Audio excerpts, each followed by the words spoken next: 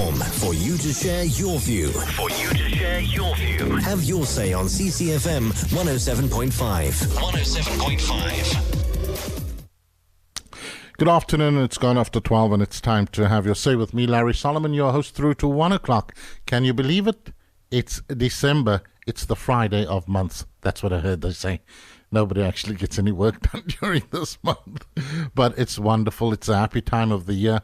I know when you walk through the shopping malls, especially when you get into the big malls and you see the Christmas trimmings and you hear the music, it's very difficult not to get into that festive mood. So let me just say, let's do this also responsibly.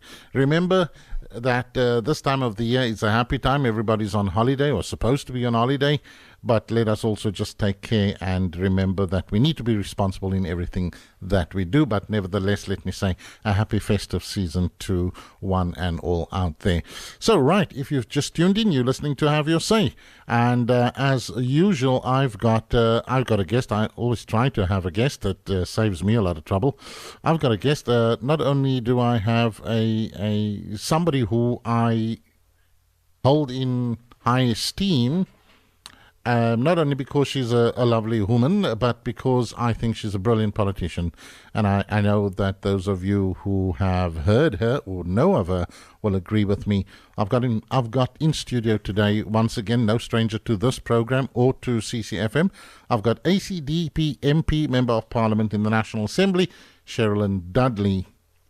And the reason for this is that she has been instrumental in making history or making the party famous by being bringing about the first private members' bill brought about by an opposition party.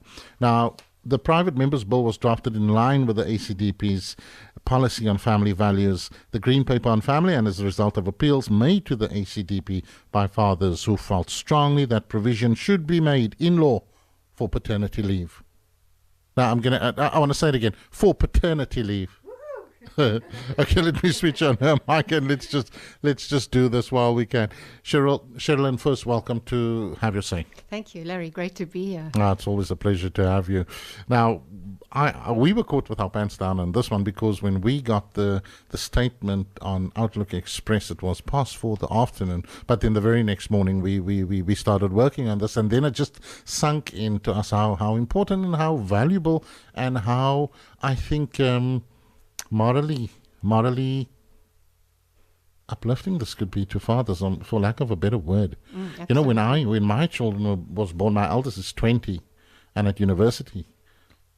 I got a few hours and I was told to come back to work. Incidentally, I had to fight an election, you know, but nevertheless, I only had a few hours. So I got a good look, made sure that it was my kid, and then I had to go back. No, I'm only kidding. But things have changed. So what brought about this bill, if I may ask, or your motivation to push ahead despite some opposition? Or maybe lots of opposition. Sure, no, exciting stuff. I had a lot of journalists coming after and saying, we have dropped the ball. Why didn't we know about this yesterday? Our editors are on our backs. We should have been actually waiting for this. And people and then, of course, just such an excitement, even coming from the journalists and the interviewers, and let alone the people who are calling in. But I have given birth to 4 children myself, so I know how very important it is to actually feel the support of the father of those children. And so for me, I can't imagine anything better. And then 3 of those are boys. And they're going through that at the moment in terms of having let me just get in over there. Congratulations, you've become a grandmother again. Yes. For the 4th. Was this in time for? No, he's not going to. I was just going to say, is your son a beneficiary of this? But it hasn't made him any less excited. Okay. So it's just from young men everywhere, even whether they're benefiting at this moment or not. Well, of course, most of them are not, because it's not going to be promulgated for a little while. But they're excited because they've been the role of father has been recognized, and they're just sensing a greater confidence in terms of moving into that role. So apart from my three sons, my daughter, of course, I have my son-in-law, and he's been a terrific dad. Now, it won't impact him, and I'll explain why later on. Okay.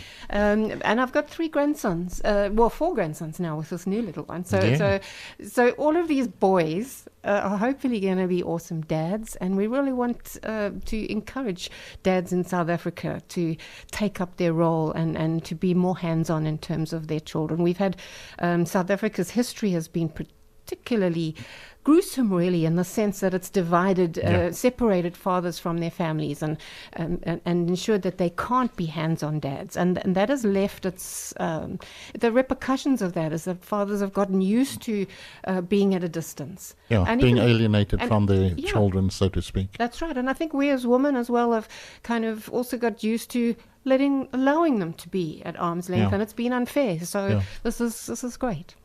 It's fantastic. And on that note, we're going to just remind you that you can get involved in this discussion right now by SMSing on 40503. SMSs cost R1 and no free SMSs apply, or you can WhatsApp us on 0837889494.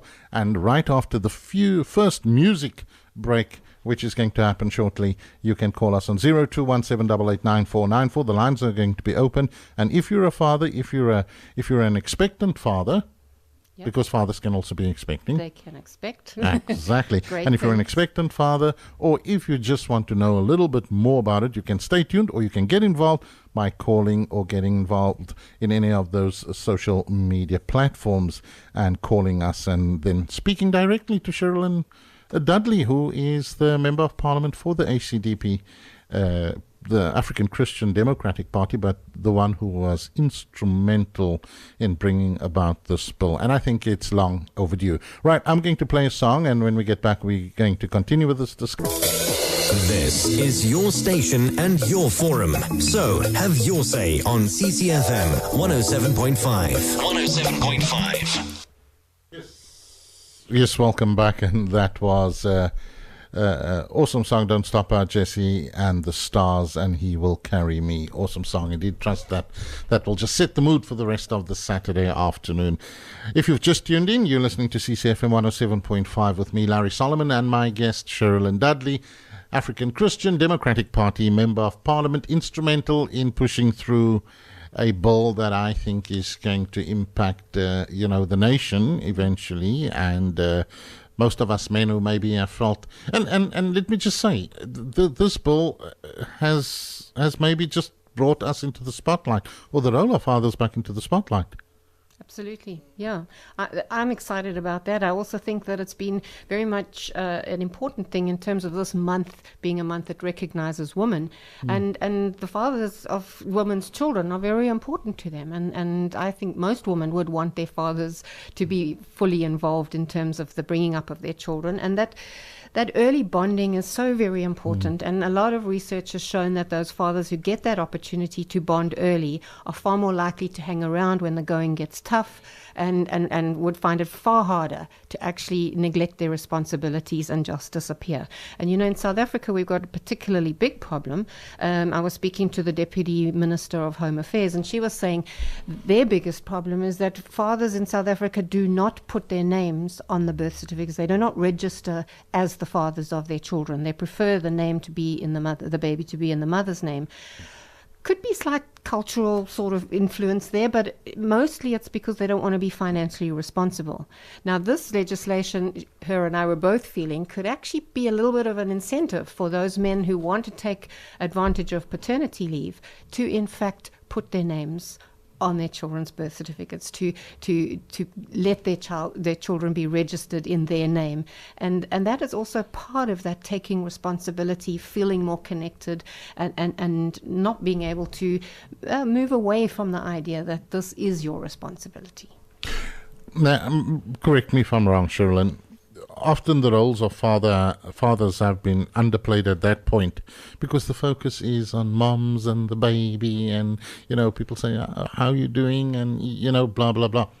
But now I think it begins to focus the issue in proper perspective, that there's two involved here. Yeah, sure. And look, culturally, all of us have had these kind of difficulties, because I know in my day, it wasn't the business of fathers. Fathers didn't get that involved. There was a clear distinction. Sadly, and I watch young men today, I watch how they're actually there. They're there at their children's birthday parties. They're so hands-on, and they do such a brilliant job with their children, and their children respond to them so fantastically. It's so natural for fathers to be hands-on fathers. And that has inspired me a lot as well, knowing that how natural this role is to most young dads today. I think it's an awesome thing, just watching my nephews as well with their young babies. It seems like the roles have sort of come into fullness. Yeah. You know, where dads are equally responsible and take equal good care of the child at that point and in that stage leading up. You know, because the mom's still, if I may say so, she's in lots of pain, depending, I mean, either way, whether it was a normal or cesarean birth, mom's in pain, she has to recover, just getting used to breastfeeding, so dad's got to be there. Yeah, the incredible tiredness that comes over you. Yeah. And maybe the postnatal. Yeah. Exactly, depressions all the depressions and all those things, which is part of the... But now research also shows that a lot of the Scandinavian countries' research shows that where fathers have actually been involved with early bonding, those families are less likely to split up. There's less divorce, because that sharing of the child care, taking more responsibility there, actually helps keep those families together. And of course, divorce is another big worrying concern, and in South Africa no less than anywhere else in the world. So that's a really important statistic that would benefit from this as well. Absolutely. My sister lives in Sweden, and she's had the benefit of this. This law being passed already, or being part of their culture at that time. So when my nephews were born, their dad was at home for a period of time. So I always said, but it's unfair that we don't have it and I didn't have it, blah, blah, blah. But the issue that I'm trying to get at here is there real empirical evidence that fathers actually do bond? Because I never thought it was possible. When you talk about the bonding experience, right after birth, the baby gets put on the mom's chest. Okay, so we know that might be an immediate and physical attraction. Is there something that would suggest that fathers in that period, close to the just giving birth, and let's say up to the 10 days that we're looking at, that a father can bond emotionally? Well, yeah, physically with the child? According to a lot of research, yes, in terms of what people have seen, how it, over years, in terms of how strong those families are, it appears so. Now, I know also in the UK, when my daughter gave birth to her first baby, they immediately got the father to take his shirt off, and baby was put on dad's chest. So that was very interesting. I noticed it didn't happen with my son here in South Africa yet. But this is baby steps in that direction, in terms of people allowing dads to move into that space in a greater way. And as a woman, I know very definitely that bonding, that early days bonding is really important. You've just been through this hugely painful, traumatic experience, and it doesn't seem like particularly romantic or lovely in any way. And that little bird that so needs you, being so close to you and so dependent on you, it's really very important to have that sense, and that's a sense that dads would have now, in terms of knowing that tiny little creature is in your hands, it's on your chest, but it needs you. I'm all for what you just said now about taking off the shirt to the dad and putting the baby close to the dad's chest. And I think one of the reasons why that hasn't become cultural, I suppose, in our society is because we always had to go back to work. So you're not wanting to undress and get yourself all... You couldn't be there. Most of the time you even missed it. Exactly. Yeah. But now, when your wife's giving birth, you already know you're going to be home for a few days. Your mind is already set that, you're going to spend that time and enjoy this child together with your wife. And it not only bonds you with the child, but it bonds you with your wife, because I think inevitably Absolutely. the couple must get closer at that period, and for the husband just to realize what his wife went through. Absolutely. And this has been sort of uppermost in the minds of unions like COSATU. Who Have they been supportive? Absolutely. But for, Wow. but for years they've been calling for this, because they represent so many workers, and workers are the ones that are being so negatively affected by not being able to be there for their families. And the families are negatively affected. And then the families become a strain on our government budgets in time to come because of the lack of needs that haven't been fulfilled. And those dads and moms just haven't been able to do that.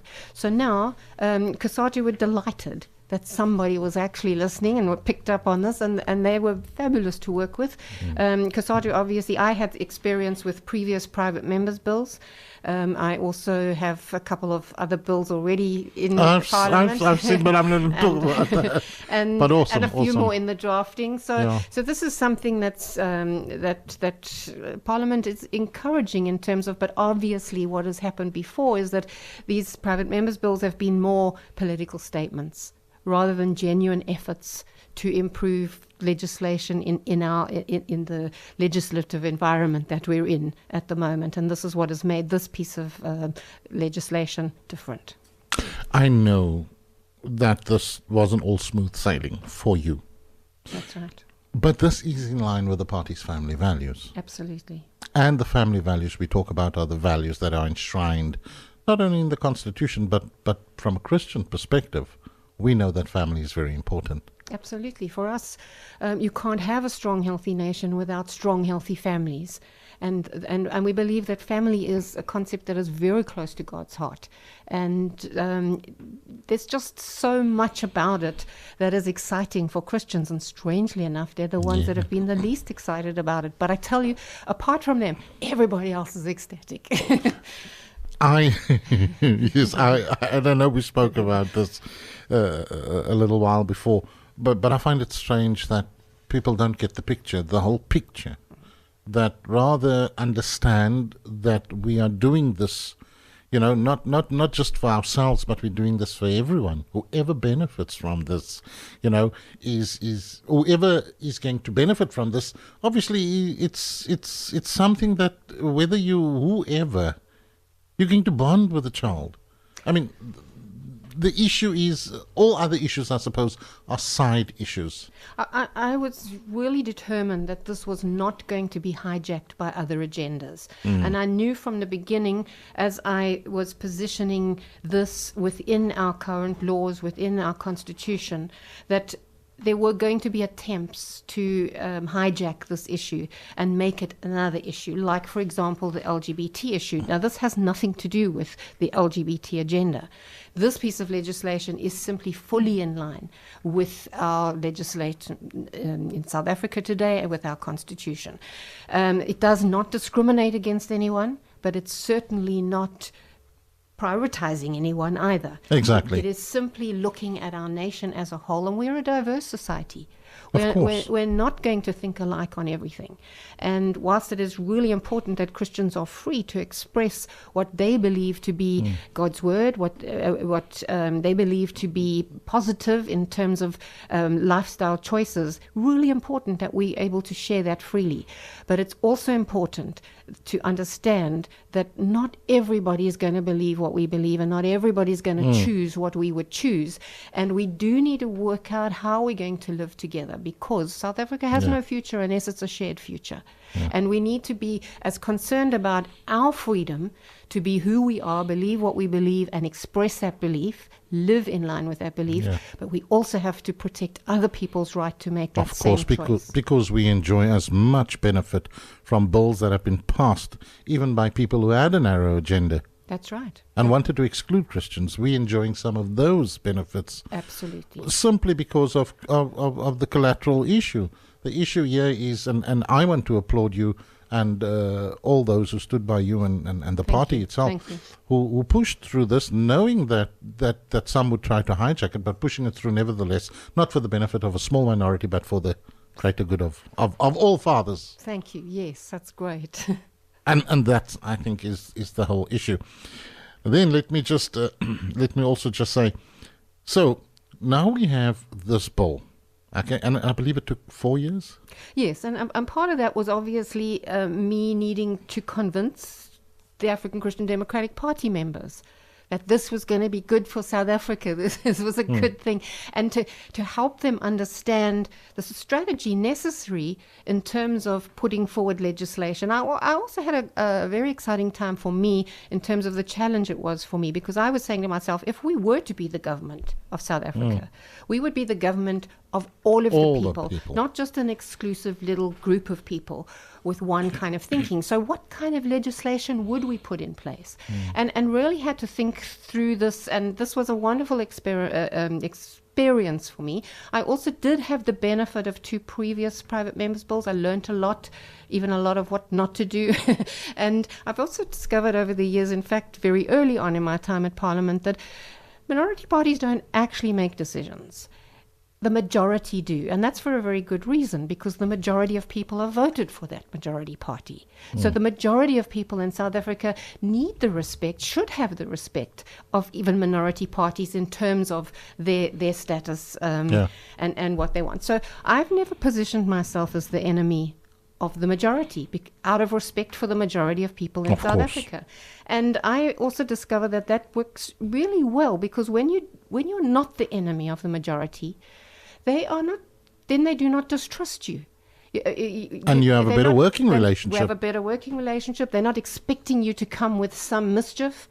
And that's really, really important, because mostly that is what happens with opposition parties. There's a lot of undercurrent, there's mischief, and they're opposed for the sake of opposition. Yes, and so there's a lot of mistrust, and you can't go forward with that. Yeah, so my work on this bill, whilst we say 4 years, it's actually 19 years in a sense in the making to bring it to this historic point. Is that how long you also were in Parliament? So, wow. And we continue to learn. I've learned a lot. I worked with fantastic law advisors in our legal services at Parliament, different ones at different times. But on this particular bill, a lady called Desiree Swartz, she was very instrumental in the intricate work that's been done here in terms of meshing this with other legislation. And another thing that we did was make sure that we found out where the gaps were in legislation that would benefit the department, by putting them into this piece of legislation, so that it's a win-win situation for everybody.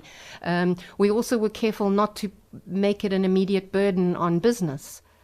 Not that I don't think that business should come to the party, and business would be doing itself a favor. And the reason being because this is a paid 10 days. So this is UIF. So this is paid for by the very people who are going to get it. This is not being paid for by government. There's no addition to the fiscus in terms of no added burden. It's money that is in the UIF paid for by the member itself, that members pay in and that business pay in anyway. Wow. And so it was all costed out, and it was put in and worked out very carefully so that this would be covered. That is why, sadly, it's not the perfect wish list. Like, for example, it's only adoption up to 2 years. But that was because we were trying to keep it on this little early phase of people grasping this idea of how important it is, and to keep it within the budget, so it's not adding any burden to our economy or to business or to any sector. It is there, and it's going to be used for a really good purpose. Awesome. You make mention of the adoption and surrogacy leave. Just take us through that for the benefit of the listeners. Okay, should I start first just with what the paternity is? It'll be Yes. The paternity leave is 10 days, and people will be paid 66% of their salary. And because that was another one of the delays, is that we realized then maternity leave was then out of sync, and we brought maternity leave up to 66%. So women will even in that way be gaining by this legislation. Awesome. And the equity was a very important concept all the way through. So that delay was important. It wasn't a negative delay. Other things, for example, like on the adoption leave, now you'll have 10 weeks you're able to claim for leave. If there's 2 adults involved in that adoption, one can claim the maternity leave of 10 weeks. The other one can claim the parental leave of 10 days.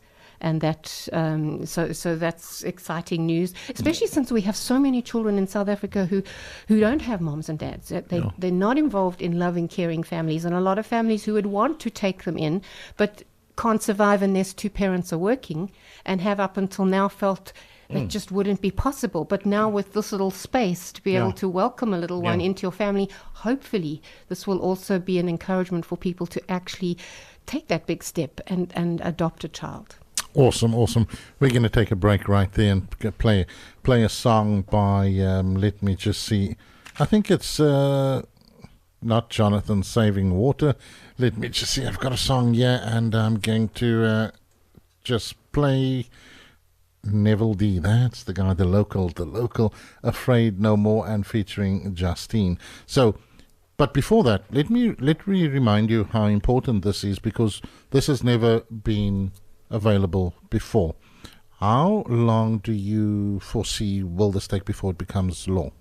Now that it's been passed in the National Assembly, it'll go directly to the National Council of Provinces. But it goes there with the full backing of the majority, and it's not expected to take too long to get through. So the expectation is that before Easter, it will have been through the processes of the NCOP. It then goes to the President to be signed off into law.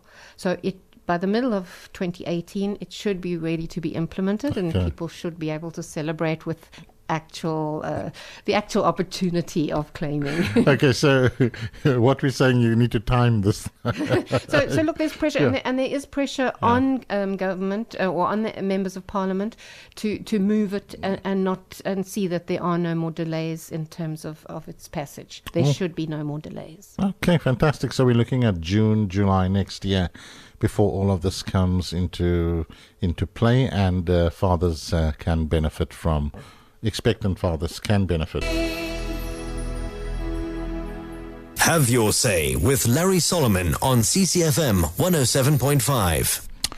Yes, we're back, and that is Afraid No More featuring Justine Josias and Neville D. Again, getting you in the mood for the rest of your Saturday afternoon and weekend. Here at CCfm 107.5, changing lives for good, and doing just that is the ACDP's Cheryllyn Dudley, who's brought about an historic first private members bill, and also brought by an opposition party. Now, Cheryllyn, you must have received a lot of accolades by now, and a lot of people saying thank you. Just take me through that. Who were some of the people and the more notable ones that came to congratulate you on this bill? Yeah, I've had a superstar moment this last week. Well, look, obviously, even just getting the accolades of my president, the ACDP president, Reverend Kenneth Meshwe, was really, really important, because, in terms of where Christians come from historically in their thinking, and not having had an opportunity to work out what, from the idealistic point of view of how we'd like to see a perfect world, how we match that up with this imperfect world.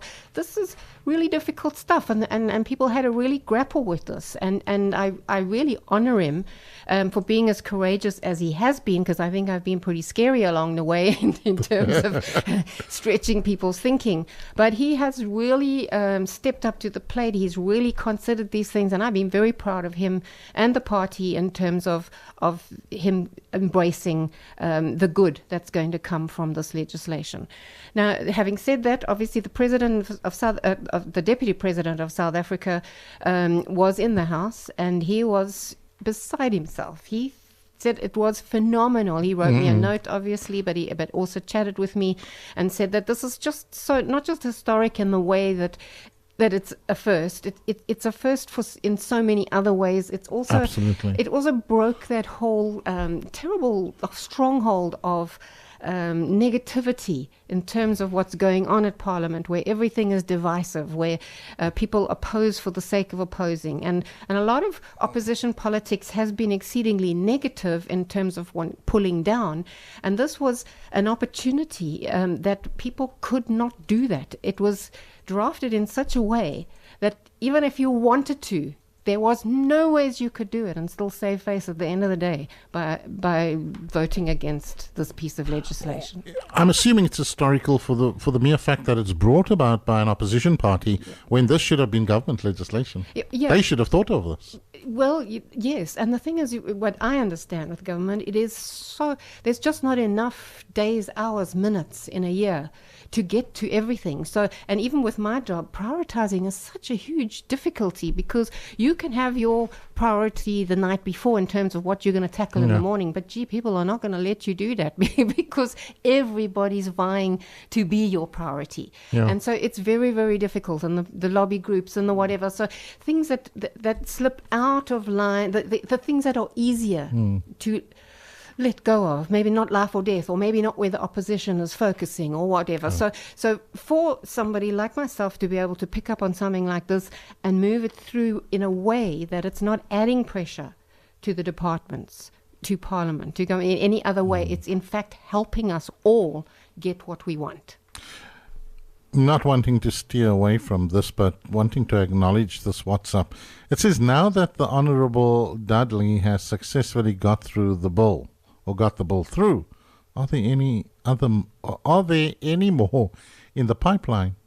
Oh yes, yes. You want to chat about it? That'll be lovely if we can. Let's hear what's in the pipeline. Great. Well, you know, in my early days of Parliament, I brought through a proposal that was in actual fact an amendment to the Constitution on the right to life of the unborn child. That died a fairly quick death. Secondly, later on, I brought another amendment to the choice on termination of pregnancy, and this was my third piece of legislation that I'd brought. In the meantime, I've also been drafting legislation in terms of animal protection. Initially, it was a broad piece of legislation that was actually listening to, I've never had times in my life to be particularly passionate about any one animal, but I do have a sense of this being God's creation and it being our responsibility to take care of and be the kind of caretakers that we need to be. Be the stewards, the good stewards that we should be. So listening to people out there with these concerns about animal protection, it started off as a big piece of legislation covering a lot of concerns. At the end of the day, I realized, look, it's lovely, but we don't want something that's going to scare everybody, panic everybody, and nothing goes through and we get no gains. So it's been reduced down to simply about no testing on animals for cosmetic purposes. Awesome. So that's a good You got my support there. And I think, and already I think we have a majority support in the department support and whatever. So I do think this is going to be another positive thing that Parliament's going to be able to be grateful that it's been done for them. It's knitted other things in place, and it's also why it's important. It doesn't. No, there apparently is no one testing for cosmetic purposes in South Africa, but the wonderful thing for the legislation is that if they can't complain about it, and they won't oppose the bill because they would then have to admit that they're doing it. So there won't be any business opposition. So it's like rooting out those culprits as well. Well, there's that too. And of course, globally, the countries are shutting down on this, which means that those big cosmetic companies that are doing this will start to look for places where there is no legislation in place. And could be... Or hopefully alternatives. That's right. To what they're doing. Well, now, of course, that's what they will be pressured if all countries like ours make sure that legislation's in place, that they can't just slip across some border somewhere. Exactly. Then they will have to look for alternatives, and there are alternatives. So we're not proposing anything that is going to stop people doing what they're doing. They just must find those other alternatives which are available. Wonderful, because in a growing economy, we're always applauding when companies come into our country to set up a station and employ many people who are unemployed, but often we don't know the ethic of the company and what they're going to do and how they're going to do what they do. That's so right. I think that's a wonderful piece of and in countries where piece of draft bill. Yeah. That's you're working on already. Thank you. So that's already it's in the system. Awesome. And there's another one on choice of on an amendment to the choice on termination. Okay, let's just talk about that. Well, what does that entail? Well, what's so good about this one? Because obviously, just in terms of my experience, is I've drafted legislation that it has been signed off as constitutional. Can you imagine that? Can you imagine that a piece of legislation that is actually going to make choice on termination of pregnancy that little bit better than what it is, has a good chance of actually moving forward through the committee process and actually being it, because it is constitutional, it is in line with laws. We have some very good constitutional arguments linked to it, but mostly it is that it's for the benefit and safety of women. It also just it gives women a greater opportunity to have an informed choice. It also is important because it touches on mandatory, there's non-mandatory counselling is in place at the moment, and the argument of this legislation is that unless it's mandatory, there will be no budget, because government doesn't put budgets in place for non-mandatory things. And so this is going to be very important in terms of the safety and for women to feel the protection in terms of being in an environment where they can make safe choices. Okay, and how was this also? How was this met with the party? Oh, brilliant! Well, no. Actually, strange enough, now as you say that, I'm just such a positive. I forget the negative parts, but because it's not. This piece of legislation is not about. I think it can be controversial. It will be very. In many ways. First of all, people on different sides of the whole abortion issue, and then secondly, people within the pro-life organization groups would be concerned, because this legislation is not about whether or not abortion is you can ever condone it under any circumstances. Of course. What this legislation is about is within the current context of the Constitution, our constitutional makes democracy, provision for that. What can we do within that? So I've looked specifically at not what can't we do and it will get pushed out. What can we waste our time on? No, I've looked at what can we do that actually can be changed and that can make things better. So that is very much, I feel we've accomplished that in this piece of legislation. It will mean that women can make a more informed choice, which I think is huge. And I think that is... Because it is at that point, that's so crucial. Yes, because a lot of times people are concerned about the angry father, the boyfriend's going to leave them, the got no roof over my head, is a child going to be born on the street, all of these things. And we do have social services in place that now, in terms of this legislation, for a couple of reasons, will need to actually come in so that, yes, it won't change everyone's mind. Exactly. But for that one woman whose mind it would have changed, we will save one life. We will have saved one life. Awesome. And you see, now I'm also getting it. And if I'm getting it, I know the listeners getting it. Well, there was just fairly recently, a lady was actually sharing that she was quite late in her pregnancy. She wanted an abortion. She did not want counselling, so she didn't get it. She went in for this late-term abortion, and as the baby was coming out, she was screaming, "Save my baby's life, save my baby's life." And of course the doctor said, there's no ways now we could do that. Because often at that stage you're burning the baby with acid, you're pulling it out piece by piece. It's not. So the trauma of that for that woman. So she would have been one of those women who perhaps, if she had been linked, well informed, linked to some of the solutions to her concerns and anxiety at the time, may well have had her baby in her arms at that stage. Absolutely, and we know the Bible says in the multitude of counsel there's wisdom.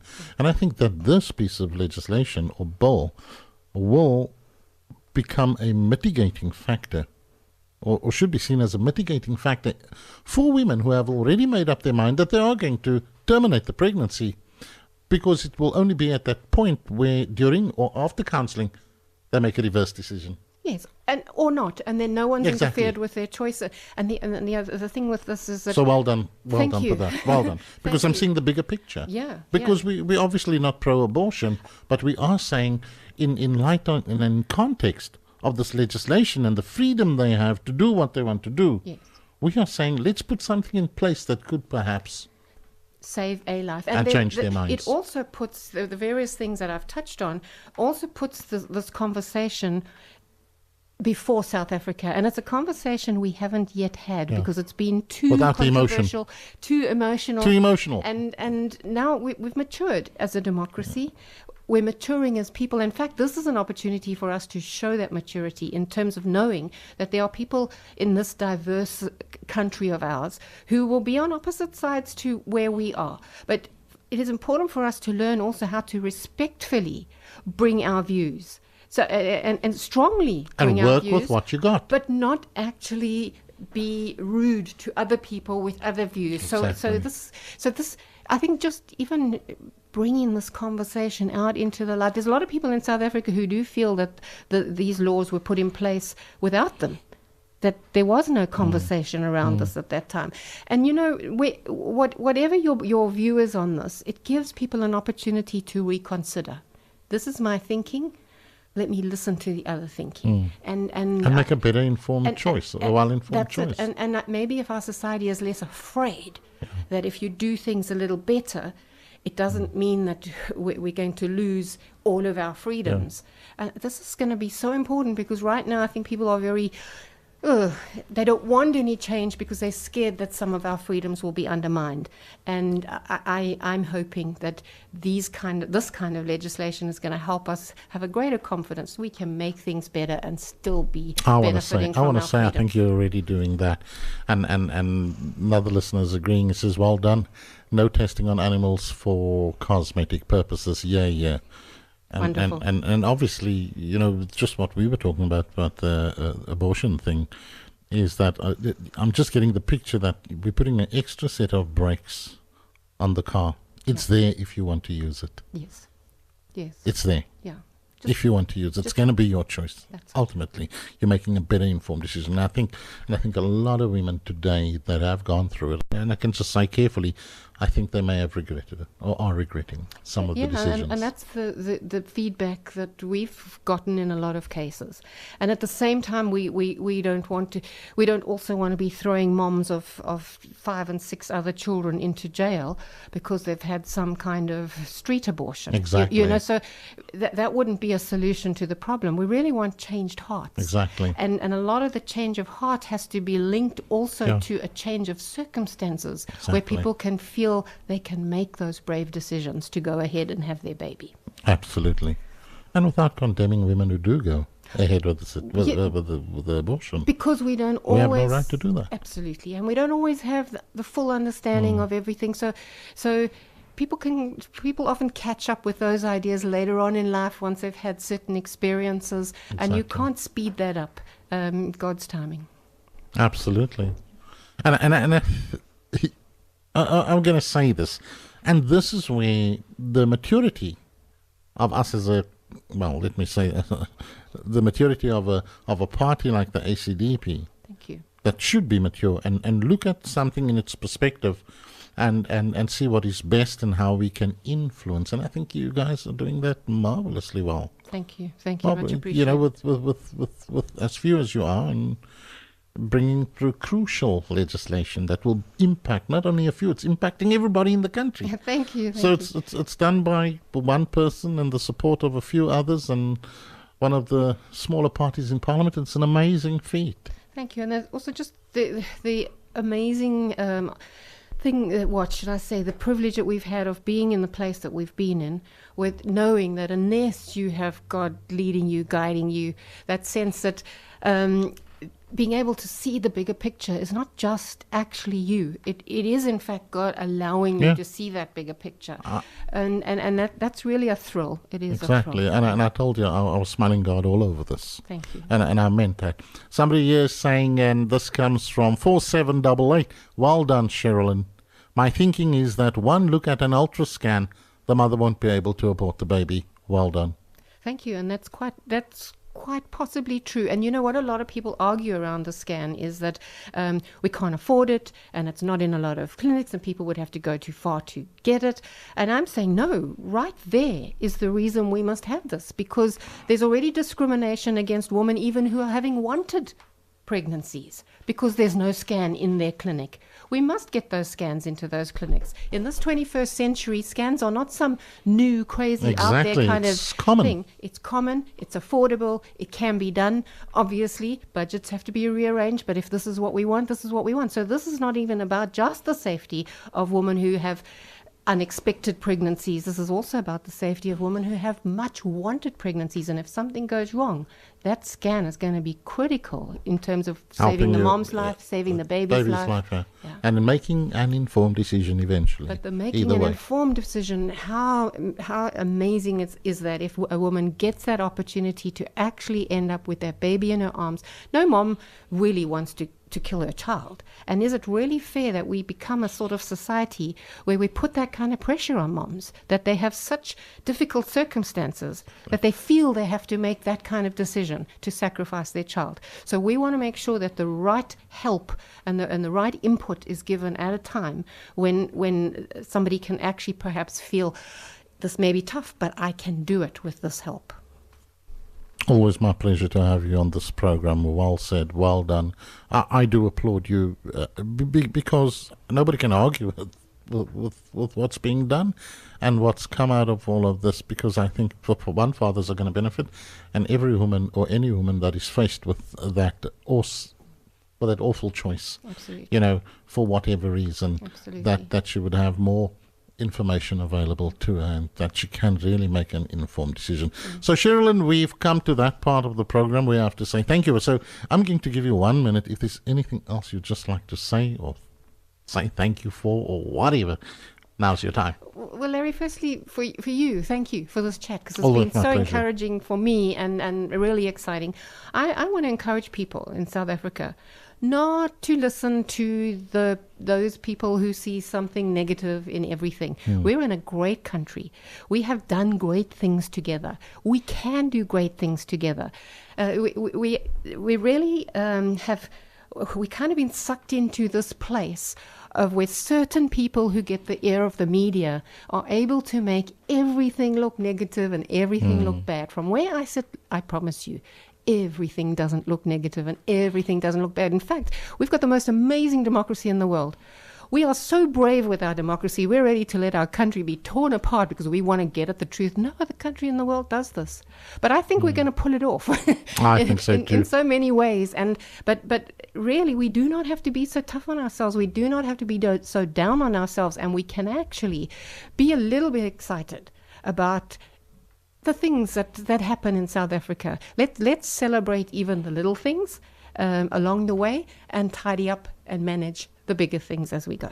Well, there you have it. Well said by Cheryllyn Dudley, ACDP Member of Parliament in Parliament, responsible for working tirelessly to bring about the first, and let me just say this, the first private members' bill brought by an opposition party, which will bring about a 10-day paid paternity leave. That's right. For expectant fathers. Absolutely. Thank you very much. God bless. Well done. From me to you, lots of love. Thanks for tuning in and thanks for having your say this afternoon. And yes, to all the future fathers, be expectant for more. CCfm 107.5.